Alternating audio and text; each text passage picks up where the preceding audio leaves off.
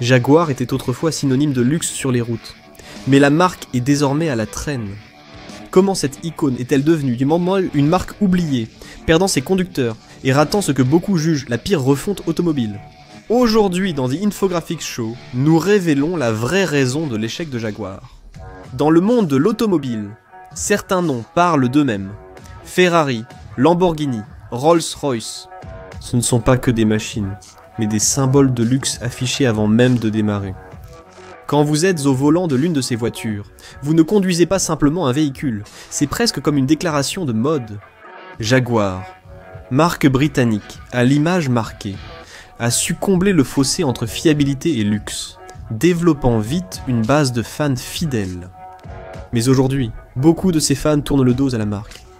De nos jours, Jaguar n'est plus qu'une note de bas de page dans le monde automobile.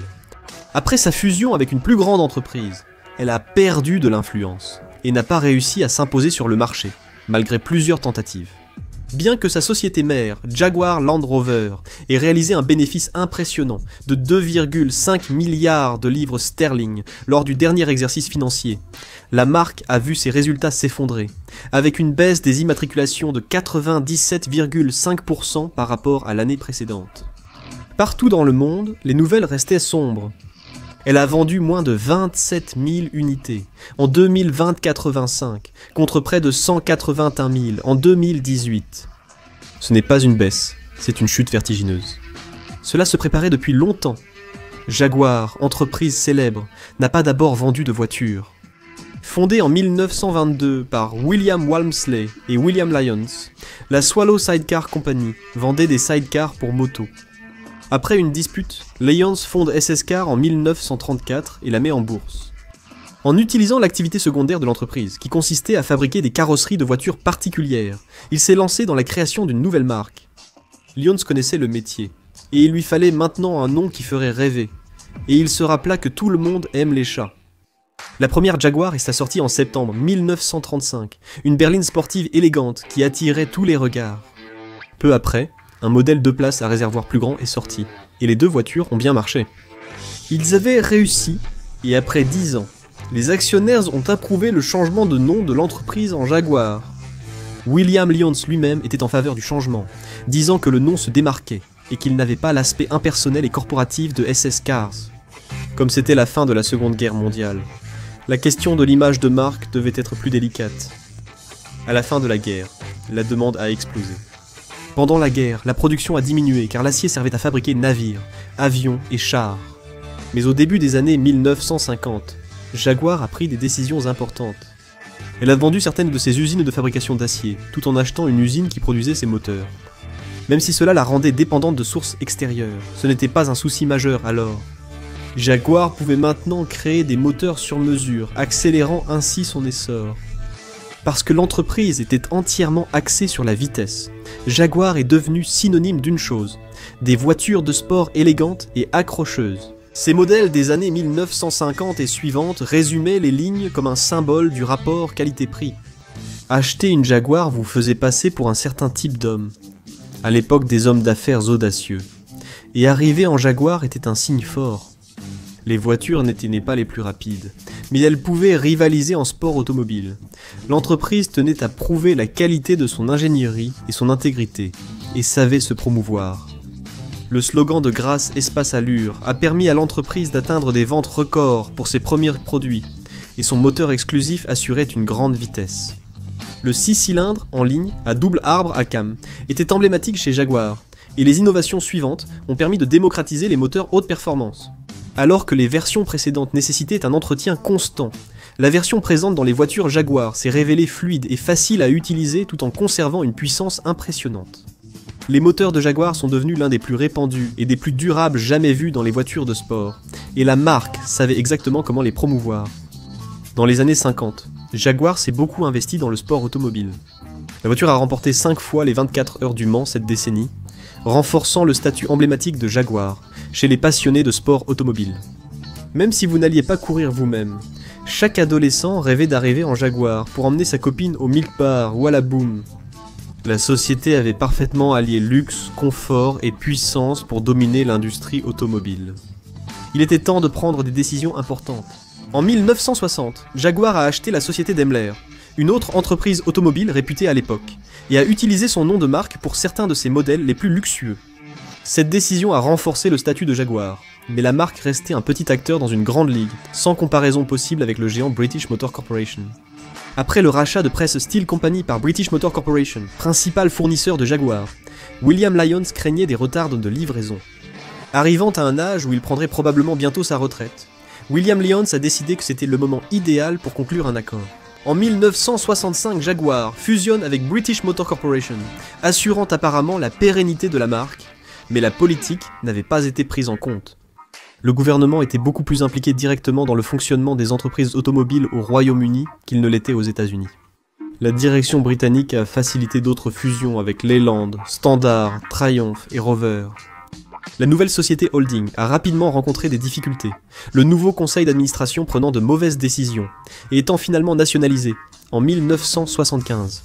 Jaguar, en grande partie sans que ce soit de sa faute, avait vu sa situation changer de façon spectaculaire, et se retrouvait désormais à la merci du gouvernement britannique, et des temps difficiles s'annonçaient. Jaguar était un succès, mais risquait la faillite car sa holding principale manquait de fonds.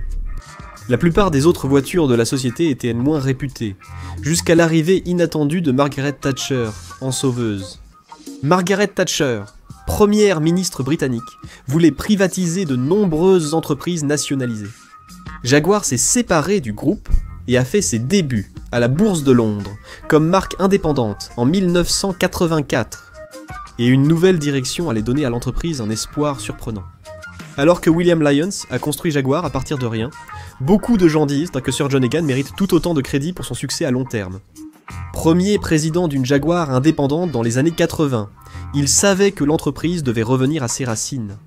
Il voulait insister sur le contrôle de la qualité, afin de restaurer la réputation de l'entreprise en tant que puissance industrielle.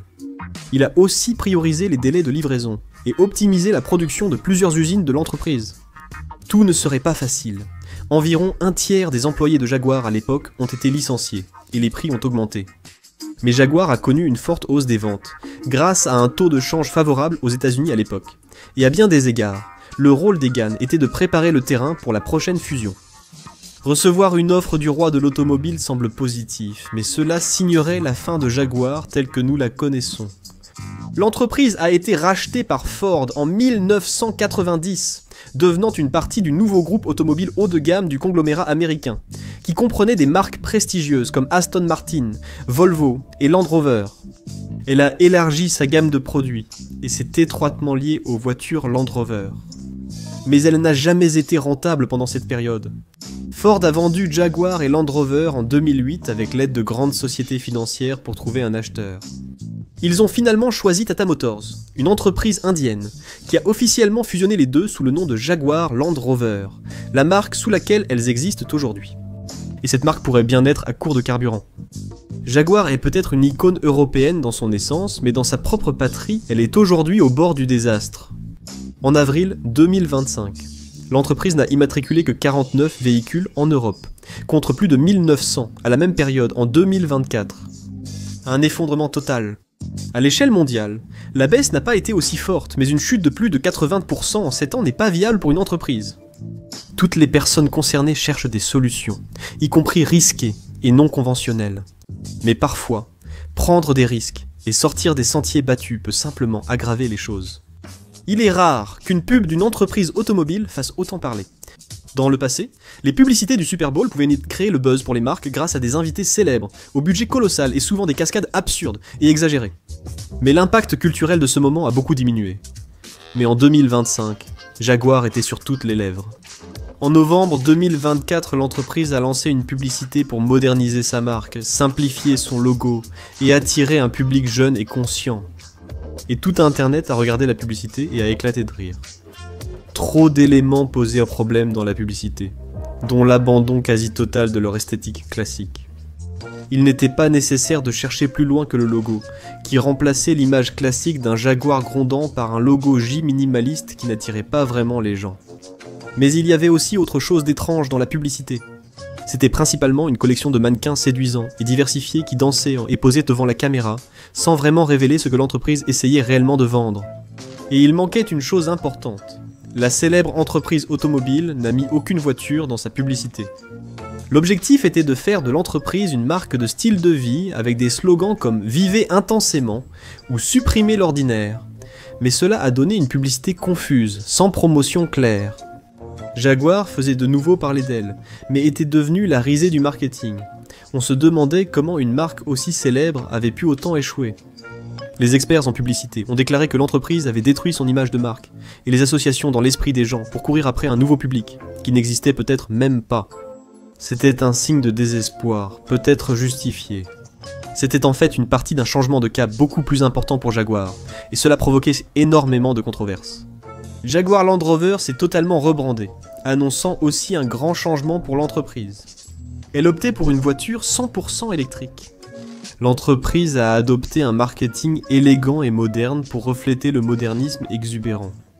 Elle a été largement parodiée par des experts et des politiciens, y compris Elon Musk, qui dirige la marque de voitures électriques la plus célèbre au monde, Tesla. Les gens se sont demandé, Jaguar est-elle devenue woke ? Aucune preuve n'indique que la politique ait motivé la décision de Jaguar. Les entreprises suivent surtout les tendances financières. S'ils ont choisi les voitures électriques, c'est sûrement sur conseil financier, voyant l'avenir dans ce secteur, et ils ont rapidement lancé leur premier modèle électrique. Ce n'était pas un échec, mais ça n'a pas attiré les acheteurs en concession. Ce n'est pas seulement ce que vous vendez, mais aussi à qui. Chaque entreprise a une marque, et sortir de ce cadre est risqué. On a observé cela avec les céréales du petit déjeuner, un produit sans lien avec les voitures. Trix était une des céréales pour enfants les plus populaires, connue pour ses couleurs vives, ses saveurs fruitées et son célèbre lapin qui n'en obtenait jamais. Sous la pression de devoir créer des céréales plus saines pour les enfants, l'entreprise est passée dans les années 2000 à une formule avec des colorants naturels, moins de forme et une apparence plus terne qui ressemblait davantage à des Kix enrichis. Les ventes ont chuté, forçant l'entreprise à réintroduire la version originale dès que possible. Voilà une boîte de céréales à 5$. Et une voiture à 50 000 $? Une voiture est un choix de vie. Jaguar a longtemps symbolisé le statut social. Elle a émergé dans les années 40 et connu son apogée dans les années 50 et 60, époque immortalisée par la série Mad Men. Cela évoquait une époque où des cadres publicitaires puissants aimaient leurs costumes, leurs femmes, l'alcool frais et les voitures tape à l'œil. C'était le public cible de Jaguar, car les voitures étaient chères, mais réputées pour leur longévité. Et même si ces cadres n'allaient probablement pas participer à une course de dragster, il était agréable de savoir qu'ils le pouvaient, s'ils le voulaient. Et il se pourrait que ce public n'existe tout simplement plus. Jaguar ne faisait pas de compromis, ce qui faisait son attrait mais limitait aussi ses ventes. Il était rare que la première voiture de quelqu'un soit une Jaguar, sauf si son père cadre voulait briller au bal de promo. En conséquence, la voiture attirait surtout des personnes plus âgées, intéressés par les spécifications et les détails techniques, et ces hommes et femmes n'étaient pas du genre à passer à l'électrique sur un coup de tête. Ceux qui s'intéressent aux voitures électriques ont sûrement déjà des marques en tête, et Jaguar n'en fait pas partie. Et puis on dit que les millénials sont en train de tuer l'industrie automobile. Jaguar étant une marque de luxe, cela limite son attrait à ceux qui peuvent se le permettre, et ce n'est pas un grand pourcentage des personnes dans la vingtaine ou la trentaine. Les millénials, qui ont été désavantagés par 2 guerres et une récession en entrant dans l'âge adulte, ont souvent des comptes bancaires bien plus légers, en approchant la quarantaine par rapport aux générations précédentes. Beaucoup choisissent des voitures plus anciennes, économiques ou électriques de grandes marques, pour éviter de prévoir l'essence dans leur budget. Et la situation n'est pas meilleure pour la génération Z. Même si la génération Z est légèrement en avance par rapport aux millénials au même âge, d'autres facteurs font qu'il est peu probable qu'elle soit le moteur d'un retour de Jaguar. Cette génération, réputée anxieuse, compte davantage de membres ne conduisant pas, seuls 4% des conducteurs titulaires d'un permis étant de la génération Z. Cela s'explique par le coût des voitures, les préoccupations environnementales et la faible probabilité que Jaguar séduise cette génération. Ce groupe a tendance à être composé d'iconoclastes de gauche, qui considèrent les démonstrations de richesse comme un défaut de caractère. Ils préfèrent prendre un Uber pour leur balle de promo, donc le retour de Jaguar dépendrait plutôt des personnes plus âgées. La marque Jaguar bénéficie encore d'une grande notoriété, ce qui a rendu la refonte de 2024 si controversée. Après tout, cela a supprimé la plupart des éléments qui rendent Jaguar si emblématique. Le grand félin rugissant ? Disparu. L'image de l'homme viril ? Disparu. Même ce moteur puissant si lié à la société. Disparu. Beaucoup se demandent ce qu'est vraiment Jaguar aujourd'hui. Une entreprise qui veut que ses clients fassent un gros investissement ne peut réussir que si les gens savent qu'ils obtiennent quelque chose en qui ils peuvent avoir confiance. Actuellement, Jaguar échoue à ce test. Alors que l'industrie automobile a souffert financièrement et en termes d'image, la chute de Jaguar reste sans équivalent parmi les autres entreprises lors de la transition vers l'électrique. Le lancement de Jaguar a échoué, tandis que les ventes de véhicules électriques BMW ont augmenté de 32,4% la même année. Audi a connu un succès similaire avec une augmentation de 30,1% d'une année sur l'autre. Malgré une baisse modérée des ventes en Europe, rien de comparable à l'effondrement de Jaguar. Un problème plus grave pourrait bientôt surgir. C'est le mot sur toutes les lèvres en ce moment, les tarifs douaniers. Jaguar Range Rover est une entreprise britannique, même si elle vend à l'échelle mondiale, et l'un de ses plus grands marchés est les États-Unis. Mais l'administration américaine actuelle est déterminée à équilibrer les ratios commerciaux des États-Unis, avec des tarifs punitifs qui font grimper le prix des produits étrangers. Bien que les droits de douane soient payés par l'acheteur et non par le fabricant, cela risque de provoquer d'importantes hausses de prix pour les voitures Jaguar, ce que l'entreprise ne peut vraiment pas se permettre en ce moment. Les États-Unis n'ont actuellement qu'un droit de douane de 10% sur le Royaume-Uni, mais cela aura tout de même un impact dont l'entreprise n'a pas besoin. Mais Jaguar a tout de même un atout majeur de son côté. Bien que la marque emblématique de Jaguar soit en grande difficulté, elle n'est plus seule désormais. Elle bénéficie du soutien de Land Rover, également britannique, et toutes deux appartiennent à Tata Motors. Alors que Jaguar rencontre des difficultés, Land Rover gère une activité diversifiée axée sur les véhicules à 4 roues motrices, avec des capacités tout-terrain. Ces véhicules utilitaires sportifs sont très populaires auprès des amateurs de plein air, et l'entreprise dans son ensemble affiche de solides performances d'une année sur l'autre. En fait, l'exercice fiscal 24-25 a été la meilleure performance de l'entreprise depuis plus de 10 ans, principalement grâce aux déclinaisons du Land Rover Defender et du Range Rover Sport. Ce qui fait de Jaguar l'enfant à problème. L'entreprise peut-elle revenir ? Cela dépend surtout de ce qu'est Jaguar aujourd'hui. Pendant ses 70 premières années, l'entreprise possédait une marque simple, bâtissant sa réputation de voiture de sport rapide, puissante et haut de gamme, liée à des conducteurs élégants. Y a-t-il toujours un marché pour cela ? Sans doute, mais il pourrait vite vieillir. Aujourd'hui, les principaux fans de Jaguar sont souvent des collectionneurs traditionnels, qui voient ces voitures comme un symbole de statut, et les sortent occasionnellement. Mais ces voitures ont peut-être disparu. Aujourd'hui, pour dénicher une Jaguar ancienne au style sportif et élégant, il faut sans doute l'aide d'un collectionneur. Mais les Jaguars de 2025 ne sont pas seulement des modèles électriques, elles ne ressemblent pas vraiment aux classiques. En 2025 seule, la Jaguar F-Pace, un SUV crossover et premier modèle de cette taille, est produite. On est loin de la voiture de sport élégante, elle irait mieux dans la file d'attente d'une école primaire avec un papa footballeur. Elle offre le confort de la banlieue à des prix de luxe. Le prix moyen d'une Jaguar F-Pace aux États-Unis est juste en dessous de 100 000 $, ce qui la rend inaccessible pour la majorité des clients. Rien de nouveau pour Jaguar, l'exclusivité a toujours fait partie de son attrait.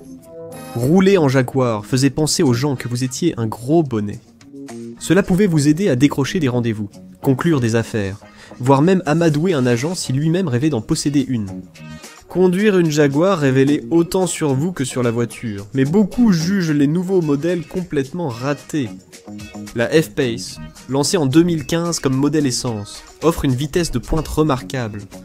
Elle est équipée d'un moteur capable d'atteindre les 320 km/h, comme on l'a vu au salon de l'automobile de Francfort, en 2015 où elle a réalisé des démonstrations de vitesse impressionnantes. Mais en raison de son style et de son gabarit, il est peu probable qu'elle soit utilisée lors de nombreux salons de la vitesse à l'avenir, et la plupart des personnes qui l'achètent sont probablement bien plus intéressées par des usages pratiques. Un marché existe pour les voitures électriques durables et polyvalentes, mais cela suffira-t-il à maintenir la pertinence de Jaguar aujourd'hui ? Les perspectives sont incertaines. Jaguar faisait partie de ces marques, autrefois réputées invincibles, car elles incarnaient un marché. Mais ce marché évolue, et parfois, il n'y a pas assez de clients pour maintenir une marque. Et Jaguar ne fera pas faillite grâce à sa société mère rentable, mais il reste à voir si elle sera assez rentable pour continuer à produire sous cette marque. La meilleure approche serait peut-être que la société mère mise sur la nostalgie et commercialise les modèles de manière agressive auprès des collectionneurs.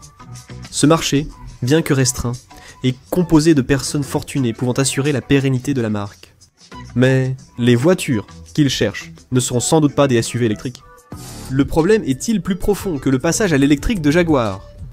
Découvrez pourquoi personne n'achète de voitures électriques ou cliquez sur la vidéo